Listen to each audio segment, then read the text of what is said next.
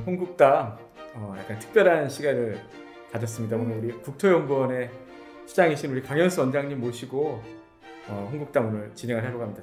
다시 한번 인사드리겠습니다.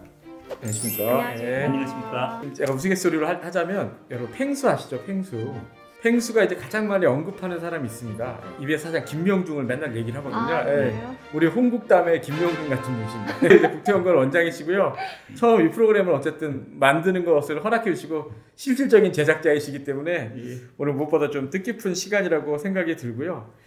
먼저 뭐 간단하게 워낙 저희 분야에서 유명하시기도 하겠지만 또 이게 저희 분야 말고도 전국의 모든 국민들이나 시청자분들이 보고 계시니까 간단히 자기소개 좀 부탁드리겠습니다. 예, 다시 한번 인사드리겠습니다.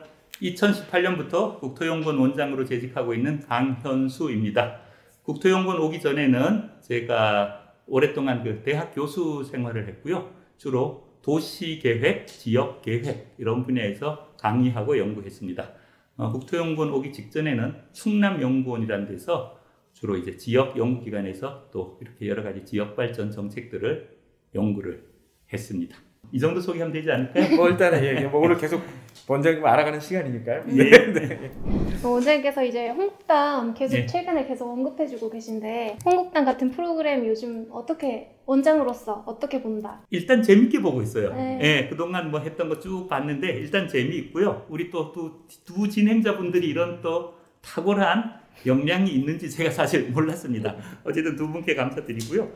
이제 저희들이 이제 시대가 좀 바뀌고 있잖아요. 그 텍스트 주로 이렇게 문자 기반으로 의사소통하던 시대에서 이런 영상을 통해서 의사소통하는 시대로 시대가 변화하고 있는데 저희 국토연구는 주로 보고서를 많이 씁니다.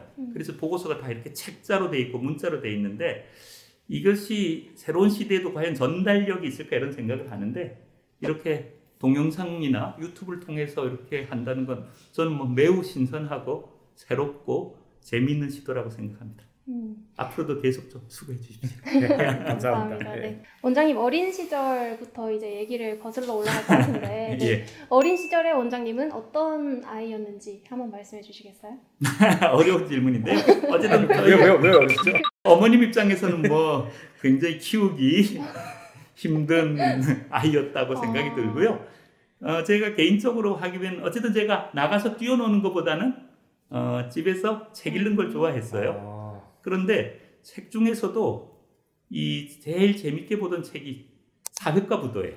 지도 나와 있고. 근데 그 책이 제일 재밌었던 게 일단 그 당시엔 다 교과서들이 흑백이었는데 그건 좀 컬러로 돼 있고 맞아. 사이즈도 좀 컸고 맞아요. 어쨌든 그 지도를 보면서 참 재밌었던 것 같아요.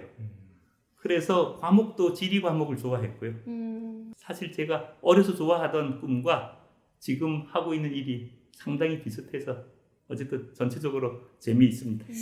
이게 약간 이제 좀 이거 지겨운 질문일 수도 있는데 예. 뭐 말씀 그렇게 하셨지만 찾아보시면 나오지만 우리 원장님께서 그 대학 시절에 학부 시절에 전공을 산업공학을 하셨잖아요. 그러니까. 예, 산업공학을 어떻게 했죠. 보면 근데 그거는 좀 이공계적인 학문이고 그렇습니다. 지리도 그렇고 우리 연구원이 하고 있는 게 이제 국토 및 지역계획 원장님이 쭉 해오신 연구 분야는 또 사회과학적인 문과적인 계열의 일인데 과감하게 어떤 전공을 바꾸게 된 계기나 이런 것들이 있으셨나요? 제가 어쨌든 대학을 공과대학을 입학했는데 사실 고등학교 때까지만 해도 제 적성에 대해서 잘 몰랐어요.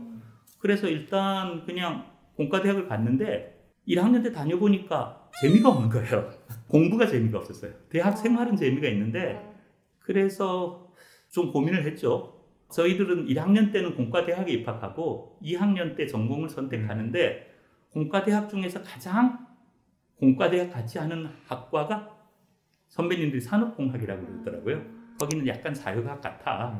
그래서 이제 공과대학에서 뭐 다른 공과대학 예를 들면 전자공학이나 뭐 화학공학 뭐 이런 것들은 굉장히 공과대학이잖아요. 그래서 가장 그땐 공돌이라고 그랬는데 공돌이 같지 않은 과를 간 게 산업공학이에요. 그런데 거기 가도 역시 공과대학이었어요. 그래서 공부가 어쨌든 재미가 없었어요.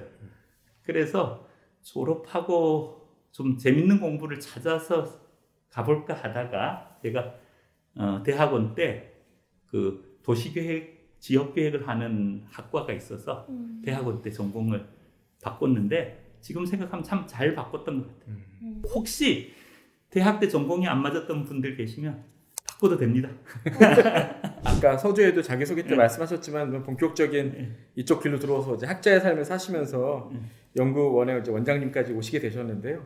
좀 궁금한 게 있습니다. 사실 저는 이제 저도 개인적으로 네. 어쨌든 도시미적 계획을 하기를 한 사람으로서 예. 그 어떤 교수와 예. 또 국책연구기관의 원장 좀 예. 어떤 차이가 있는지 좀 그것도 궁금하기도 하고. 예. 업무에 있어서 대학 교수가 하는 일이 크게 세 가지거든요. 첫 번째는 학생들 가르치는 것, 수업하는 거죠. 두 번째는 그 연구하는 것. 그래서 예를 들면 프로젝트를 하거나 논문을 쓰거나 책을 쓰거나 하는 것. 그다음 세 번째가 뭐 이렇게 정부나 뭐 지방 정부에 가서 자문을 하거나 뭐 회의 참석하는 것 뭐 이런 것들인데 일단 달라진 게 학생들한테 가르친다는 것.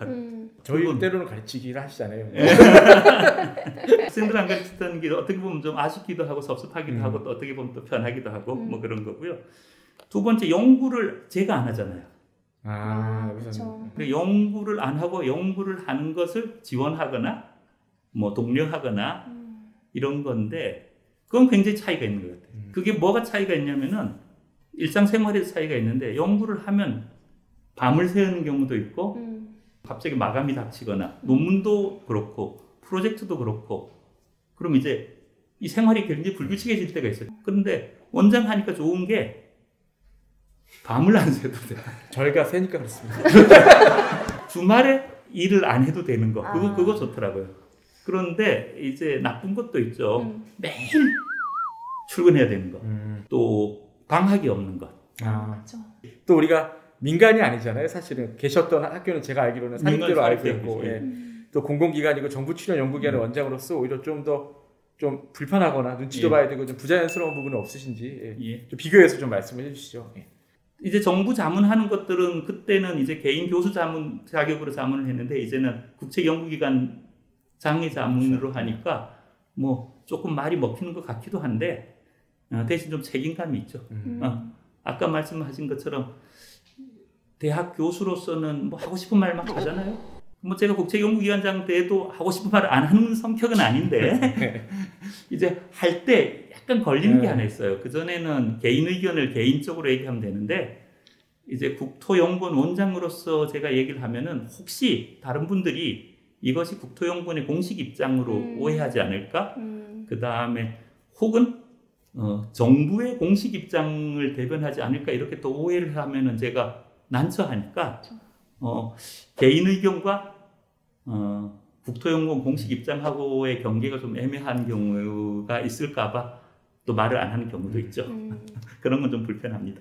자, 원장님께서 2018년에 예. 오셨죠. 예. 오시고 나서 뭐 많이 새바람이 불었어요. 제가 뭐 피부로도 느끼고 실제로 많은 제도들도 많이 바뀌었고 했는데 원장으로 내가 와서 이거 하나는 잘했다 싶은 거 있으면 한번 말씀해 주세요. 제가 얘기하기보다는 그래도 우리 김진애 이제- 선생님이나 아니, 김선 박사님 얘기 본인이 얘기를 해주셔야 돼요. 네, 맞아요. 아 그래요? 하나만 잘한 게 아니라 많은 걸 잘했는데 네, 죄송합니다. 근데 약간 뭐 제가 그냥 크게 느끼는 게 이게 하나 있어요. 제가 처음에 와서 이제 쭉 면담을 했거든요. 1대1 면담 쭉 하고 사람들 많이 만났는데 다들 뭔가 이게 불만이 차 있었어요. 다들 뭔가 불만이 차 있고 억울함들이 이렇게 좀 있었고 또 아니면 냉소적이고 안 바뀌어 뭐 되는 일도 없어 그런 분위기가 좀 많았어요. 근데 이제 최근에 올해도 쭉 한번 면담을 쭉 했는데 상대적으로 여전히 불만찬 분도 여전히 많고 여전히 속상한 분도 많은데 상대적으로 좀 그 불만과 억울함의 비중이 조금 좀 줄지 않았냐. 그리고 약간 좀 사람들의 얼굴 표정이 조금 더 밝아졌다. 물론 이건 세대 교체 탓도 있는데 조금 좀 사람들이 편해한다. 뭐 이런 것들이 그나마 혹시라도 제가 기회했으면 기회한 게 아닐까 싶은 생각이 있습니다. 네, 그러면 아까 말씀하셨듯이 또 반대로 아쉽다. 이거는 좀 내가 해보려고 했는데 잘 안 됐거나 예. 좀 이제 다음 뭐 원장이 오시거나 하실 때 요거는 좀 바꿨으면 한다는 거 있으시면. 아쉬운 거 많죠. 아쉬운 것도 많고 하는데 뭐 예를 들면 사소한 걸로서는 조금 더 우리가 더 빨리 텍스트 기반에서 이렇게 좀 영상 기반으로 가거나 이런 것들은 좀 더 빨리 했었으면 어떻겠냐 하는 생각들은 여전히 들고요. 어쨌든 가장 아쉬운 것은 국토연구원의 연구 성과들이 좀 더 많이 활용되고 좀 더 많이 세상을 바꾸는데 기여했으면 하는데 그건 여전히 좀 저희들이 좀 미흡하다고 생각을 해요. 부동산 가격은 여전히 오르고 균형 발전이 여전히 안 되고 이런 것들 보면은 참 많이 아쉽죠. 이게 뭐 약간 동일선상에 있는 질문일 수도 있는데 제가 이제 저는 그렇거든요. 아, 내가 원장 되면 이렇게 안 할 것 같은데 뭐 이런 마음이 있어요, 사실은. 그렇죠. 생각을 하다 보면. 근데 또 원장님이 몇 번 저희 회의할 때도 이렇게 뭐 넌지시 말씀을 하신 게 막상 할 수 있는 게 많지가 않다. 네, 그래서 정말 뭐 할 수 있는 게 좀 많이 있으신지 아니면 혹은 제약이라든지 원장이 돼도 사실 제도적으로 여러 가지 못하는 것들이 많다. 뭐 이런 것들이 있으시면 좀 얘기를 해주시죠. 할 수 있는 게 많아요, 사실. 그런데 이게 이제 두 가지 제약이 확실히 있긴 있는 것 같아요. 일단 저희가 그 26개 인문사회계 연구기관들이 경제인문사회 연구회란 시스템에 있고 그 위에 이제 국무조정실 산하의 공공기관으로서 저희 역할이 있거든요. 그래서 그 법률과 그 제도에 따라서 움직이는 영역들이 있어요.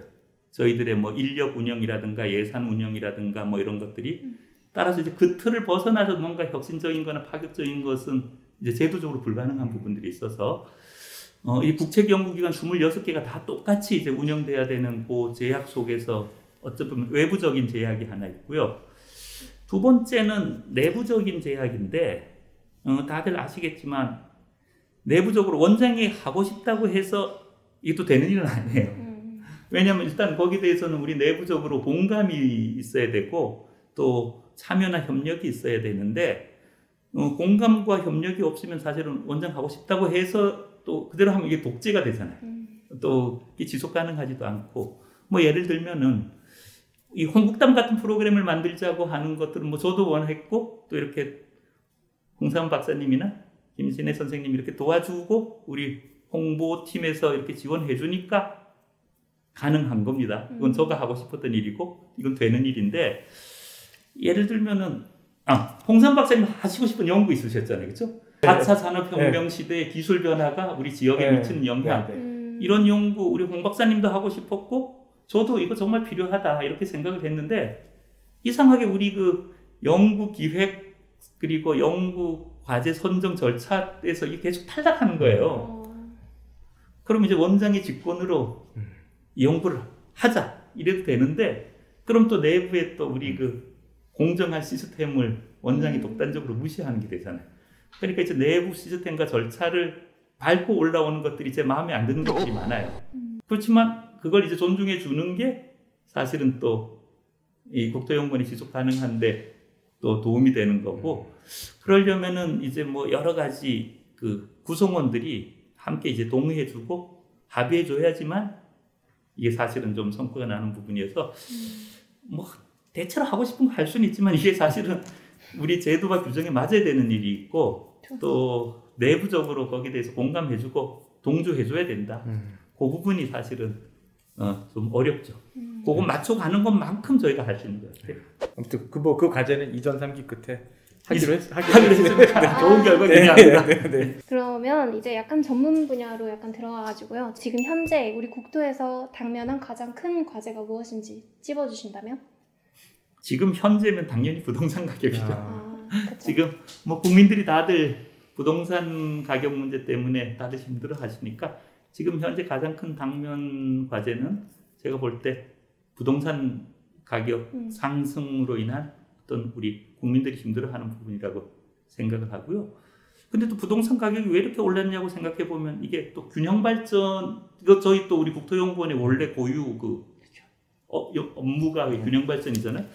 이게 균형 발전이 잘 안 되다 보니까 수도권에 인구가 많이 오고 그것 때문에 수도권 집값이 또 오르고 뭐 이런 거니까 이 균형 발전 문제도 좀 심각하다고 생각을 해요. 특히 우리 그 한동안 우리나라 경제를 이끌던 그 주력 산업들이 모여 있던 영남 해안 지역의 공업지대라든가 뭐 이런 데가 최근에 굉장히 좀 어려워져서 이른바 그 서구 국가들에서 나타나는 러스트 벨트 이런 현상들이 혹시 우리나라 그 산업 지역에서 나타나지 않을까 이런 걱정들 또 우리 농산어촌이나 지방 중소도시가 인구가 줄어가고 있는 문제 이런 문제들에 대해서 좀 심각하다고 보고 있습니다.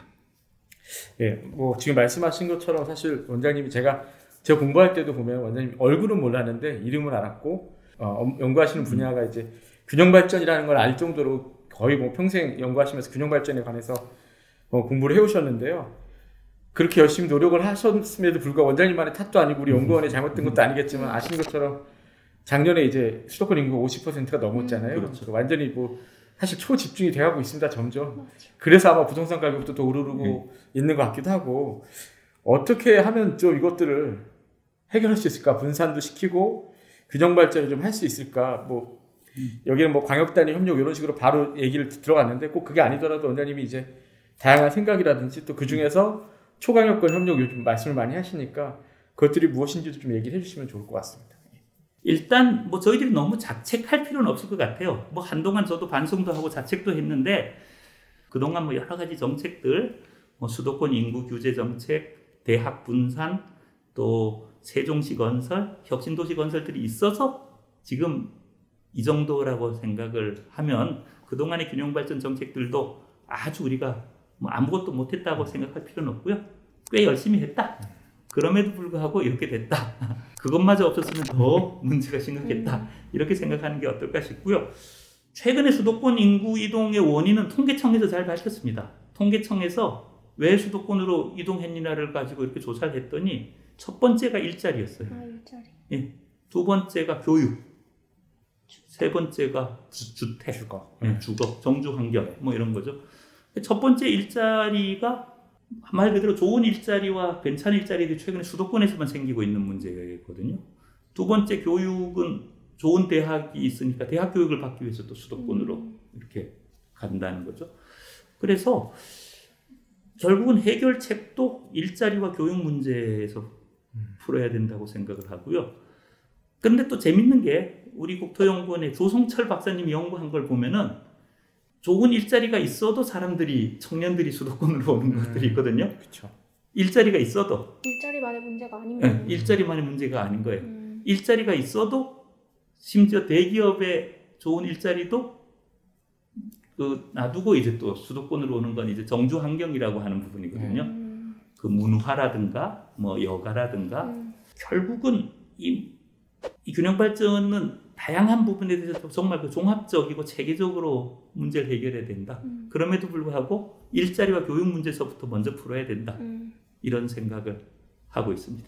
균형 발전에 대한 뭐 지금 약간은 좀 일반적인 그런 얘기들을 해주셨는데 그 외에 이제 좀 하나 큰 프로젝트나 혹은 연구 주제 관련해서 원장님께서 작년부터 초광역권 협력이라는 이런 것들에 대해서 저희 원에서도 몇 분 연구하는 분들이 계시고 특히 균형 발전에 대한 어떤 기존까지 시도하는 약간 좀 결이 다르다고 저는 판단이 되거든요. 그래서 그 초광역권 협력이 무엇인지 한번 이것들을 간략하게 좀 얘기를 해주시죠. 그러면 좀 민감한 질문 한번 드리겠습니다. 그래요? 민감한 질문도 있어요? 요즘 뭐 어렵네요. 네, 땅을 사더라도 혹은 투기를 하더라도 투기가 사라지는 거거든요.